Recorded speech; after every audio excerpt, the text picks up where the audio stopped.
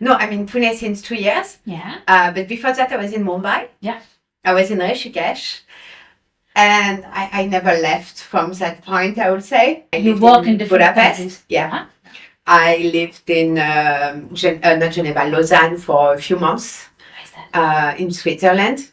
So New York, Amsterdam, Vienna, Amsterdam again, a bit of Budapest and Lausanne in between. And then to Rishikesh, and from Rishikesh to Pune, wherever you are. To Mumbai. Yeah. I went from Rishikesh to Goa, and from Goa to Mumbai, and then from Mumbai to Pune. And everything happened just like that.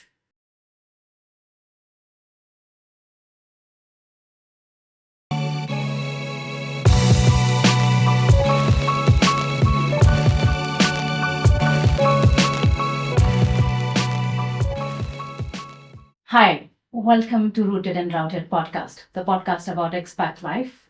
We're back with another episode and another interesting guest today. She's from France. There seems to be some French connection that I have. So, yes, another French expat. Her name is Marie Hélène. She has been living in India since 2 years. 5 years. There it is. There it is. So you see, I don't know much about her. We're gonna try to know what is her profile like, her background, and let's hear from you more in details. Let me introduce a little bit about your profile. Okay. She is into marketing, a marketing professional who has been an expert in brand strategy, content strategy. She has been a copywriter. She writes, she blogs, she's a blogger. She is also on the wellness side, an expert in yoga, a yoga practitioner, a Reiki practitioner, an Ayurvedic therapist. I don't know if I've missed anything else. Let's hear from her. There it is. Marie, welcome. Thank you. Nice to see you. Thank you. I'm happy that we do this and I get to know more about you and more about your expat journey. I really thought that you were in India since 2 years. No, I'm in Pune since 2 years. Yeah. But before that, I was in Mumbai. Yeah. I was traveling a lot to India. Yeah. And I happened to be here during the lockdown in 2020. I was in Rishikesh. And I never left from that point, I would say. Rishikesh. Yes. During COVID or before COVID? Right before. Okay. And COVID happened, and I made the choice not to go back home. Oh. Okay. It's good to know you because it's a move that people don't take just like that, a decision of not going back home. Yeah. And what made you do that, if I may ask? No, I was thinking, so I used to live in Amsterdam. Yeah. I had a really nice apartment, but like everybody, a very small apartment in the city center of Amsterdam. Mm-hmm. And I thought, okay, so I can either go back to Amsterdam and spend 3 months locked in my 50 square meter, or I can stay where I am, close to the Ganges, in a very nice meditation center with a huge garden, a yoga shala. Yeah, yoga shala. So I decided to stay. And was that the place where you actually got your yoga? No, I was organizing a training, actually. In yoga? Yeah. I was organizing a course with a French student who didn't speak English, so I was translating and I was a facilitator. And I arrived with, at the end, I think I only had 3 students because most of them were not able to enter the country. And we lived for 3 months with an Indian family in this meditation center. So I heard that bit a little, but I didn't know that it was your first. Was that your first time? No, it was not. No, I used to travel a lot. I was coming for yoga education. So for me, that was just like a nice thing to combine work and traveling. That's why I did this project. Wow. I'm just picturing how from going to Rishikesh for a course and then deciding to stay back. Yeah. And then, because normally people take ages to decide that, right? I mean, not ages, but there's. I think I always did it like that, actually. So you're very prompt, like. Very intuitive, and I always did it like one day I was living in Vienna, and I decided I wanted to change. So I looked for a job. It took me like 2 months. I got a new job. I went to Amsterdam. And where else have you lived before? So I you lived work in in different Budapest. countries. Yeah. Uh-huh. I lived in not Geneva, Lausanne for a few months. Where's that? In Switzerland, but I didn't like it, so I don't have much output. You don't like Switzerland? Oh, okay. And I spent a few months in New York. Nice. Yeah. Wow. So New York, Amsterdam, Vienna, Amsterdam again, a bit of Budapest and Lausanne in between. and then to Rishikesh, and from Yeah. Rishikesh to Pune, where you are to since. Mumbai. To Mumbai. Yeah, I went from Rishikesh to Goa, and from Goa to Mumbai, and then from Mumbai to Pune. And everything happened just like that. This is more like a hippie trend, like literally hopping from one place to the But other. with my laptop. Yeah. I Not planned, always worked. but not planned. Yeah, I always, I understood very quickly actually that I didn't want to have a classical corporate life. So when I started work at Renault. Yeah. I was a management trainee. And after that, I worked for 3 years in an art company. Uh-huh. And I worked at KLM. And at that point, I always felt like I loved the work, but I didn't like the politics, and I really, really didn't like the rules. So I chose to work remotely way before COVID happened.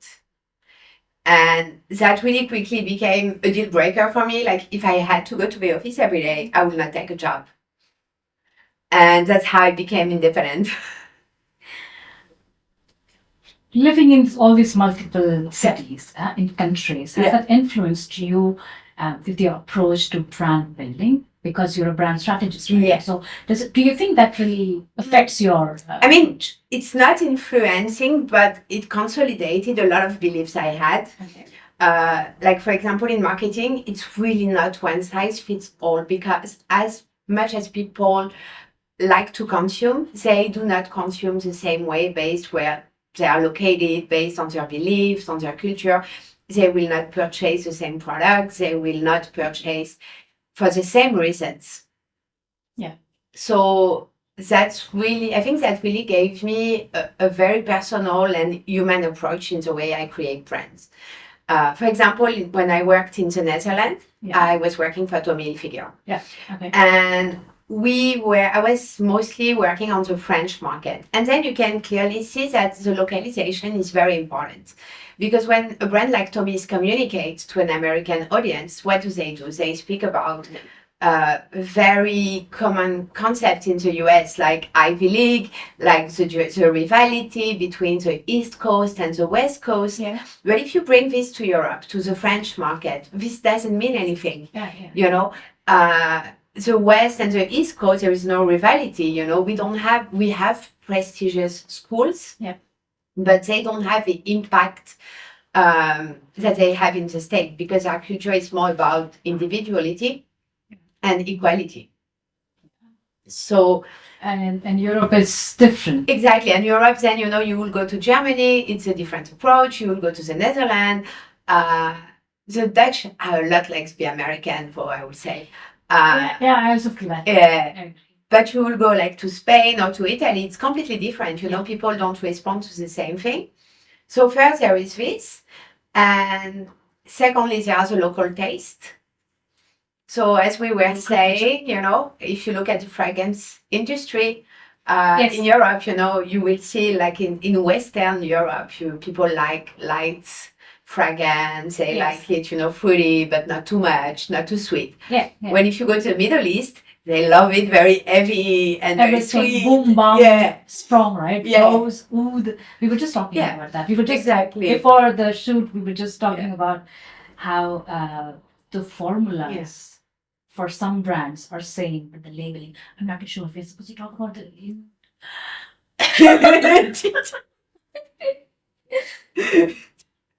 But it's interesting to see Yeah. that, right? A lot of people must be tuning in to understand, as a marketing professional, what is your approach when you live in different countries. And I'm sure, like, the way it has helped you, but at the same time, certain things you cannot really change.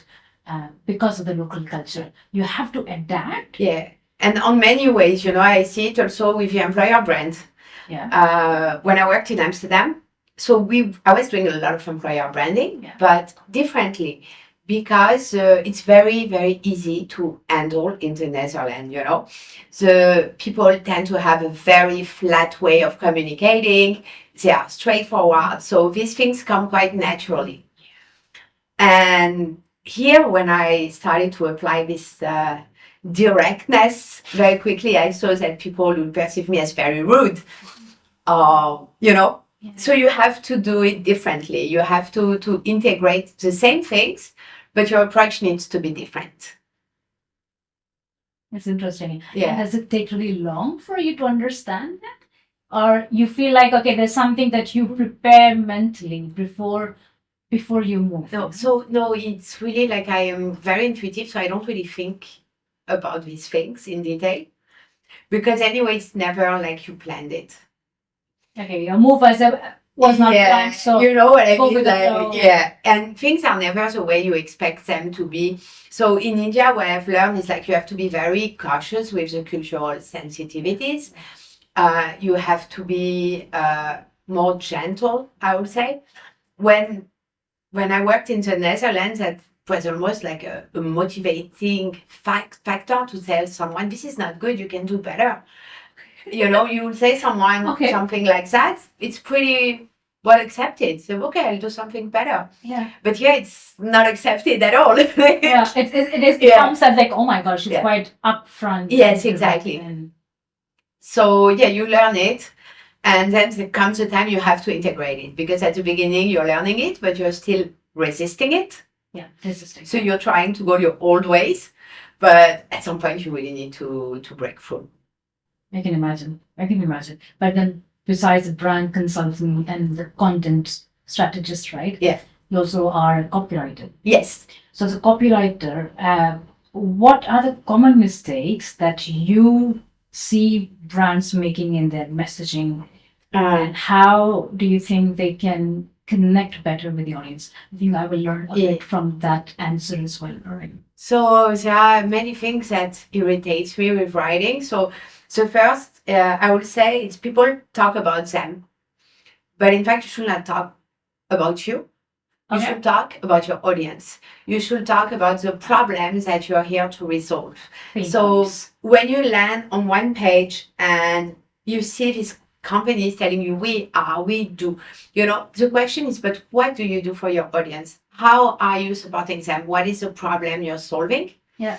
So it's not human-centric enough, I feel. Okay. Then some brands also tend to write a lot of content. Yeah. And the idea would be to get a clear understanding of what a brand is doing in 20 to 30 seconds, because there is such a high volume of content we're consuming, Lengthy doesn't mean it's good. Lengthy, spending hours writing a copy, doesn't mean it's good. It's better to spend 2 hours defining 30 very good words that are going to clearly explain what you're doing. And that is different everywhere else? I mean, a lot of small companies do it. A lot of small companies do it, I feel. And that's preventing them to grow.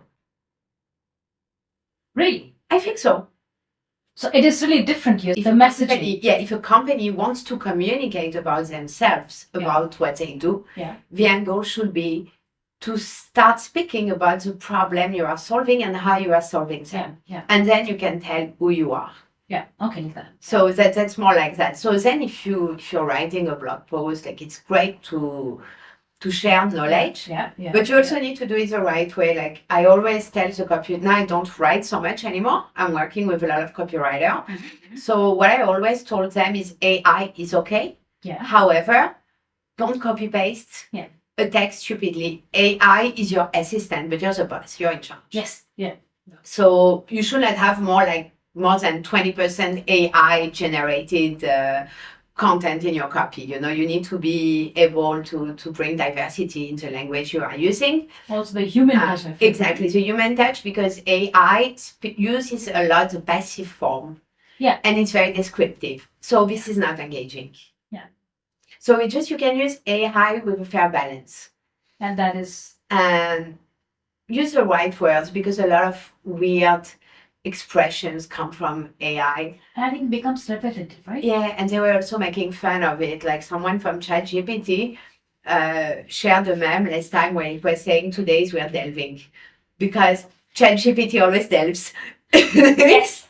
Yes. And you can make out, I think. Yeah. So now we have come to a point where we see something. Everybody's delving. Like, oh, that's ChatGPT. Yeah. It's things that you would never say. Like, I think I never Yes. wrote in a Yes. copy, like, today we are delving. I will use, today we're talking, we're exploring, discovering, delving. That probably is something completely different. Yeah. Yeah. Yeah. So, and yeah, I think it's like, it's like any tool, it can really help you as long as you do it in a smart way. And do you think like now more and more people need to really, I don't know, train themselves in it? I mean, is it enough for them to tell it, okay, you on your own use the tool carefully, wisely, or do you think we need to have some training on that to really identify, hey, that's ChatGPT, that's not human. You need to be more personal. Do we need to do that, or people need to learn on their own? I don't know. I think, honestly, I really think like the younger generation might have an issue at some point. Yeah. Because, for example, I've received cover letters where I had your degrees, your university that had to be filled. So that really gave me the feeling they are just asking ChatGPT and copy pasting it. So we have two ways to go. Either you're hypocrite about it and you say, I'm not allowing you to use ChatGPT. Yeah. And it's a bit like when you tell 30 Yeah. years ago to teenagers, don't smoke. Doesn't prevent them from smoking. No. Or you train them. Yes. You tell them, how can you use it? How can you benefit from it? How can you save time? It's a bit like a kitchen robot at the end. You can cut the vegetables manually and spend 1 hour doing it. You can put it in your robot and in 5 minutes it's finished. You have to train yourself for that, and that ChatGPT or AI also needs to be trained. Yeah, how was it? It's a give and take. Yeah, it's a give and take. Yeah. It's a conversation. It's a dialogue, and you're the master. You're able to identify what is acceptable and what is not. Yeah. What can stay and what must go. Yeah, and I think like if we are dependent a lot on it on a daily basis, on a daily task that you do, if you really are dependent on that, I feel at some point you will be like, oh, and you have to really have an impromptu conversation. Yeah, and also it's hard to thinking, you need to use it as a tool so that your brain can continue to work, to function. Because if you don't check, your brain is no longer functioning, you just do it, tack, tack, tack, this is done. But for me, in my work, like I really wish at the time I was exclusively working as a copywriter. Yeah. I believe that I could have increased my performance by 3 times or something like this, because writing an article, like writing the body of the article, it requires a lot of research. So you need to gather your research, you need to summarize it, then you need to start mapping your article, and then you start writing. And the copy only becomes relevant after 4 or 5 rounds of edits. Yeah. So for me, that really spares me a lot of time, because I do my research, I put them in one document, and then I ask ChatGPT to organize it. Yes. And that's helping me a lot. That's saving me time. So I'm sure like if people really understand how to use that, I think it will be a big thing. Exactly. From that, okay, I'm going to now shift the gear to your wellness section. Okay, your wellness practices. Yeah. Okay. How do you balance between a corporate job and a wellness practitioner? Like you are into yoga. How do you get time? What makes you go to your mat and regularly? Because I know you are, I see your videos online and I see that you really are dedicated towards yoga. Yeah, but I think I don't have to balance it actually. They are both necessary to each other. Yes. I would say. So I tend to be a very undisciplined person. Indisciplined, isn't it? Yeah, very indisciplined, I could be very lazy actually. And yoga brought me this discipline, because I really believe, in life, if you want to grow, you need to stand exactly where you're not comfortable. you need to really face your discomfort. You need to face your fears. So I was a very messy teenage girl, for example. I was performing well in school, but everything was really disorganized and messy. I was always late. And I studied yoga in university. Okay. And it brought me like really a love for discipline, because I really understood that if I'm able to be disciplined, I'm loving myself enough to giving myself my best chances. That is such a good point, right? Yeah. I hope that people listening are really being inspired, because sometimes you know it, what to do to balance your personal and your work life, but they never approach yoga with that mindset, like you said, like at least try and then see how it helps and balances you. But it came like that. At the beginning, I was just doing it. I didn't really, I think I went there even a bit by vanity, because I always thought, okay, I don't want to age badly. I want to look good. I don't like sport. What can I do? Oh yeah, let me do some yoga. I think it will be fine. And I loved it. I got hooked on it like very quickly. And it was really there to support me, whatever I went through in my life. It really felt like home. How many hours have you done in yoga? Education, like 1,800 hours or 2,000. 1,800 hours? Yeah, and that is in which? Vinyasa, Hatha. Vinyasa, I did one Ashtanga training as well. Okay. And I'm about to do the second one next month. That I heard. Oh my God. How? So what is the motivation for you to go on and on? Because you have a corporate job, right? You have a responsibility. With that, to start learning something like an advanced one, this is the basic one that you do now. Yeah, but it's making me, actually, it's helping me with my job. It's really empowering me to do things. It's nice. It's really like I need it, and I know this has a positive impact on work. When I don't do yoga in the morning, my day is not as good as it is when I practice. If one morning, let's say, I didn't sleep well, or I get late, or my day is just not as good and as productive, it's really giving you the structure you need. And you do that every day? 6 days a week. Hey. Yeah. And sometimes it's full power. Sometimes I'm going to spend 30 minutes in child pose and really forcing myself, because not every day is the same. But I just decided, okay, no matter how I feel, I have to go on my mat, even if it's for 5 minutes. Yeah. And it's really like you build your life around it. So I have some friends, a friend of mine was very traumatized, because one time he came home and in my office, he saw my daily schedule. Okay. And you could see that I have like prepared every morning, like what I do when I wake up, like everything is written. When I do have lunch, what project I'm working on at that time, and everything is scheduled per hour. And everything is written, Wow. And I called it MH High Performance Schedule. MH High Performer. High Performance Schedule. Okay. And since then, every time he writes me, he always mentions, I hope you don't follow too much the schedule. No, that's going to be hard. No, I was very uncomfortable with it, but actually I love it.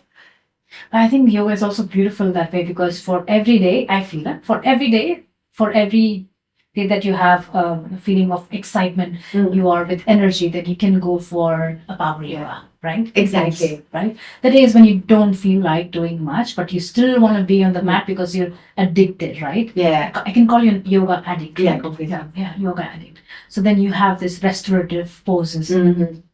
Days when you feel like, okay, more into dancing and vinyasa, like a flow, and Ashtanga is more aligned, right? They focus on the technique and alignment. Yeah, and Ashtanga, so it's more Iyengar based, but Ashtanga is really like the discipline, Okay. Ashtanga is really the yoga of discipline. It's I like to think of it as the victory of the mind over the body, because Nice. The first time I went to an Ashtanga class, I was really like, what are these people? How are they doing this? My God, they can be on their head. And then you realize that when you understand how you should breathe, how your body is working, and when you really surrender yourself to it, you can do it. And then, it's easy. Wolf always tell me, oh yeah, you can do that. You're super flexible. But anyone can. If you don't do something properly, it's because you didn't practice enough. Yeah. Because you will do it in your own way. you may not look like an Instagram model, which is completely okay, you know, Yes. and maybe you have to bend your legs to do it. Maybe you need a break to A do modification. it, or whatever. Yeah. But everybody can do it some way, somehow. Yeah, I think so as well. I used to practice yoga. It's been Yeah. a while that I'm not doing that often. Yeah, exactly. You Because have to be into yeah. it. You have to be. It's really showing up for yourself. You cannot do a headstand when you're Yeah. thinking of, I don't know, work, and that's Yeah. going to lose your balance, right? You always lose your balance when you think, "Oh yes, I can do it," Yes. and then you fall Yeah. Have you? I don't know. many times. Okay. I have just one time. That's it. And I'm going to move on to the next question now from here. Okay.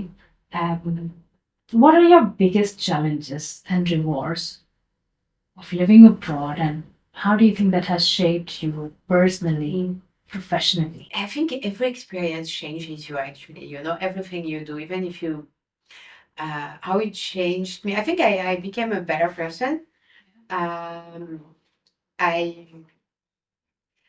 I don't have an easy temper, I would say. Let's say it like that. Corsica. Yeah, Corsica, yeah. A typical Corsica temper. She's from Corsica, so apparently people from Corsica are known for their temperament. And yeah, I mean, I have not seen like that, but if you say so. No, like, you know, you're pretty much into resistance, you know, like you're very stubborn. Like, if I want something to be done this way, I want something to be done this way. So I think I've gained a lot of flexibility. Okay. Like when I was like maybe 19, 20 years old, my friends used to call me the commandant. The commandant. Yes. Okay. So And that was because of your. Because if I wanted to go to the beach, to that specific beach at that time, we had to do it. If I wanted to go to eat that food, we had to do it. So I was really much like, there is one way to do it, and this is mine. Yeah, my way or highway. So I think I've learned to meet somewhere in the middle now, and to be more flexible also to other people's desire. I think that comes with age as well. And I think it's traveling, and it's also, if you want to socialize, you know, at some point you need to find a middle ground with people. Yes. Yeah.